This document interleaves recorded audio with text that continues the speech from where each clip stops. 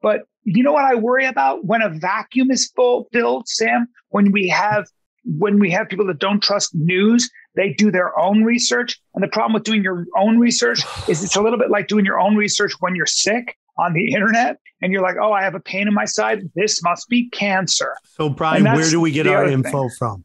Where is the reliable thing?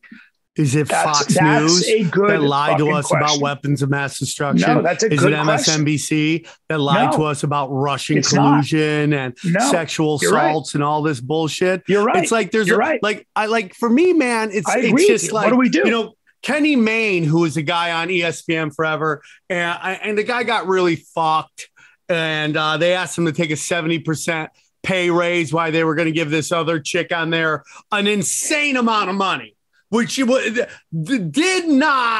does not warrant. I mean, the market is whatever the market wants to pay you, right? So in that sense, she deserves it because someone's going to pay her that, okay? Yeah. But as a guy who loves sports, in particular football, basketball, I never tune in to anything because she is doing the show.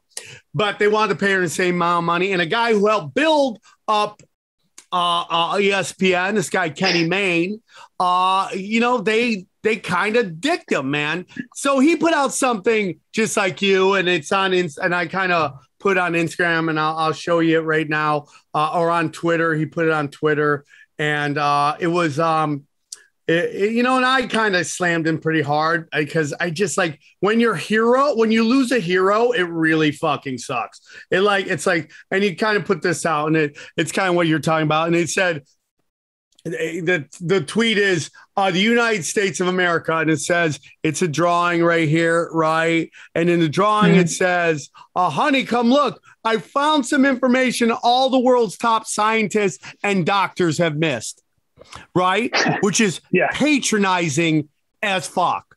But I do like what he's saying, because it's true that you guys who are in the conspiracy world do tend to kind of think that you found the answer. No. And I asked him, where are you getting your super factual facts? And I guarantee it's the television, which has lied to you consistently. That's the problem. And that's the problem. That's their problem. The problem with the news, they are creating a group of people like yourself who are going to go and find their own information out because they don't trust. They have lost the trust.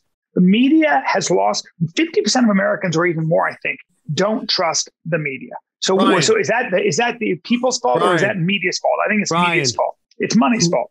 Whose fault is it if Charlie Brown keeps kicking the football?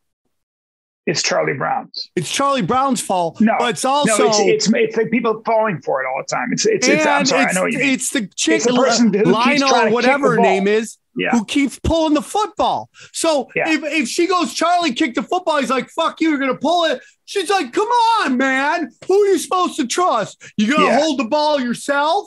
It's like, no, dude, you keep pulling the ball. So pretty soon it's Charlie Brown's responsibility to just not try to kick the ball anymore. There you go, Brian. Well, but I mean, I agree. Give me the ring. No, hold on. I agree with that. What you can't do, though, in response is start inventing or falling for theories and narratives that are not substantiated. So we need a way to substantiate those theories and narratives. That's all. Brian, if everything I posted on my Instagram for the next year was 100% false, my batting average would still be 10 times better than the news. It's just the truth, man. So let me give you an example of what I just heard. So Ben Shapiro and this black scholar on Bill Maher had a debate. It was really interesting because the subject was critical race theory. And I've done some homework on critical race theory and actually read a couple books on it recently. And what's interesting is that you got one side that says, so one side, so the right will say, you critical race theorists are Marxists and you want to tear down everything and rebuild it in a Marxist, in a Marxist light. And then that's one narrative. And it gets people scared like myself. So what I do is I go and read critical race theory. By the way, I happen to, after reading two books, my personal opinion is that critical race theory, the scholars like Kimberly Crenshaw, Derek Bell, Richard Delgado, and so on, all are essentially Marxists who do believe that the only way to create a non-racist world is to tear down what we have in this country for the most part and replace it with something akin to Marxism. Okay, that's what I had. That's what I gathered, because every time you get to the end of it, they say the system itself, regardless of how neutral it is has a baked in white supremacy, racist structure. So what we have to do is tear it all down. Now, that's my opinion after reading it. However, there are black scholars, there are critical race scholars, there are crits, they call them, who will say to you, hold on, dude. Yeah. And they'll say, hold on, dude, hold on. We don't want to throw the baby out with the bathwater. This is a nuanced argument. And what we're trying to say is that there are aspects of critical race theory that would be helpful in the debate on how to create a more equitable world. And so what happens with a lot of scholars is they go, man, you're characterizing me as a hard. It's a little bit like I'm religious. And then someone like Sam Harris goes, oh, you believe Jesus Christ walked on water. Well, hold on, dude. You're characterizing me as a fundamentalist who believes every single word, as opposed to somebody who interprets it in symbol. Sam Harris was also talking about how the West has better intentions than the quote unquote terrorist groups of the Middle East, right? Sure. Why we were bombing the fuck out of their country. Like, I mean, that dude Sam, is suspect. But I do think, Sam, dude, that you and I as Americans must understand how to articulate and believe in and voice and understand the difference between terrorists and what we stand for as a country. Because there is a difference between the Taliban and their repressive ideology and their medieval notion and fundamentalist notion of Islam that is awful in comparison to the liberal West. There are differences. And we are very lucky that we live in this country, because real oppression exists, and its name is Afghanistan today. And a lot of people who are whiny crybabies should take a look at Afghanistan before they start worrying about fucking gender pronouns in their colleges. 100%, Brian. But also, Brian, the people right now that are pushing Marxism tend to be upper class, upper middle class, upper class. And they're upper class because of the system that we have in the United States. And what we've seen is that their food, their shelter, their clothing has all been taken care of, to the point their mind can wander into looking for problems. And what happens? Do you know that the Communist Revolution of 1917 just let me say this. Let me say this, Brian. Yeah. Let me say this. So when their mind wanders into Marxism, they start talking about an idealistic system that they have never lived in. Under the belief that humans will somehow ditch their ego, their drive for power, their demand to win and have a better life. And their drive for a better life, and they're going to keep their competitive spirit down. You're right. So what happens with Marxism is it eventually leads to communism. And it is communism. Marxism is Karl Marx. Well, it's like the baby. And guess what happens to all these women, all these gays, all these minorities that are pushing this Marxism? They get wiped out. They were literally called useful idiots by Stalin. That's what happens. They don't understand it. They live in a happy town because most of them were born into a wealth system. Okay. Like you look at BuzzFeed. BuzzFeed right now is deep throating debt. Okay. It is getting its dick kicked in. Oh, it is. I'm glad. Are they really? That's great. They're getting their dick kicked in. NBC, which owns them, is looking at they might be losing $400 million. Okay. Wow.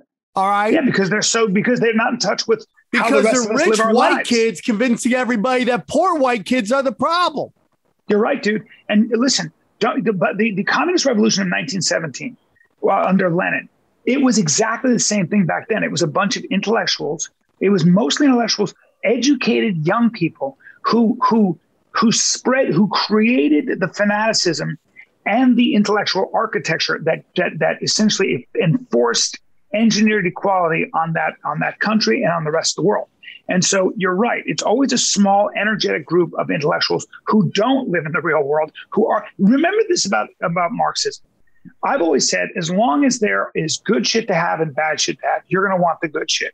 If you got a cow to split, the strong are going to get the steaks. Then the next group are going to get hamburger. The next group is going to get sausage. And somebody's going to be left holding the lips and the asshole.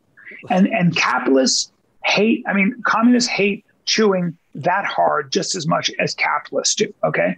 And everybody wants a seat everyone wants seat 2A, not 39E in the middle, right in the back of the plane. Everybody wants an oceanfront view, not fucking living in a basement. So as long as there's good shit to have, you're going to strive to get that good shit. And you might start poor, but what's cool about this country is sometimes you can float in, you can figure your way into more wealth. And that's the whole point, is the fact that this country, that you have potential. You may not be rich now, but you have the potential, if you put your mind to it, in 20 years to be at least comfortable. That is the magic of the United States. And when you have communism, remember this: if you believe in Marxism and you believe in equality to that degree, you are going to have a central body that enforces that equality. And the only way to do that is at the barrel of a gun. Ultimately, you're going to have to take people that are making money and are smart, and you're going to have to penalize them for their energy, for their risk taking, for their ingenuity and genius. And you're going to have to say, hey, thanks for inventing Apple, but we have to take 95% of your wealth and you get 5% just so we can keep everybody equal. And who does that? You need a very powerful central body to do that. And always, if you think that you're good, you're virtuous enough to be that central body, well, guess what? You may be, but the person behind you is not. And that system will attract people who want that power, who use that power, and will kill people who are in the way. And that is what history shows us over and over in any collectivist society. Name one, and I'll tell you what it is. Brian, do you know what, to me, that was wonderful, and I agree with you. Brian, do you know there should be about music after I talk?